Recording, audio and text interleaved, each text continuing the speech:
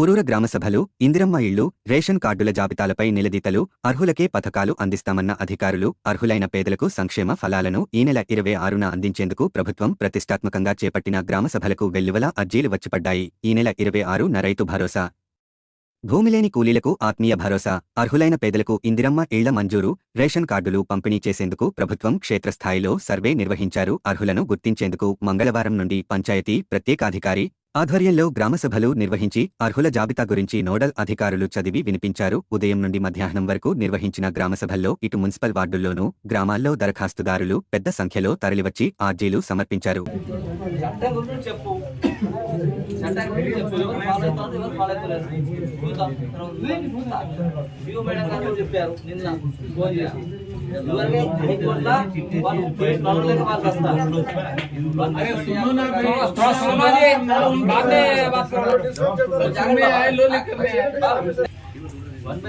ప్రకారం మీరు పోవాలి. దాని ప్రకారం మేడం గారు నాకు నిన్న చెప్పారు.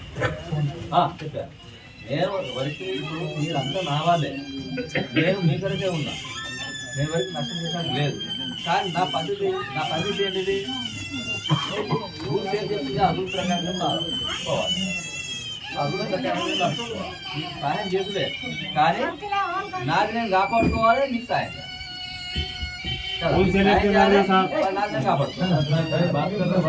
కాబట్టి అందరూ దయచేసి వినండి. ఇప్పుడు అన్న వచ్చేది ఏమున్నది? ఆ 10 బెడ్రూమ్లు ఉన్నాయి. 5 కేసులల్లా వాళ్ళు ఆల్రెడీ పిల్లలు ఎవరు పొలాలకు 2 ఉన్నారు, గోన్స్ 2 ఉన్నారు. గోన్స్ ఒక భర్త చనిపోయినా ఉన్నది, అంతా పీవీటీలో ఉన్నది. అట్లా ఇక దాని గురించి నేను మళ్ళీ కలెక్టర్ గారితో క్లారిఫికేషన్ తీసుకోవాలి. సార్ చెప్పారు, సార్ చెప్తే అది పక్క పెట్టేసి ఫస్ట్ ఈ 15 మీరు గ్రామసభ పెట్టండి. గ్రామసభ పెడితే గ్రామసభలో పడంతా అందరూ కూడా కొలాంస్ నుంచి తీసుకోండి. ఆ 10లో 2 కొలాంస్, ఒక గవర్నమెంట్ వాళ్ళకు 2, తర్వాత గోండ్ వాళ్ళకు ఇట్లా ఆ 10ని బైపర్జన్ చేసేసి మీరు తోటి వాళ్ళు ఉన్నారు, తోటి వాళ్ళు కానీ అని నేను ఇది ఒకటి సార్ చెప్పిన మాకే సరిపోవు కదా.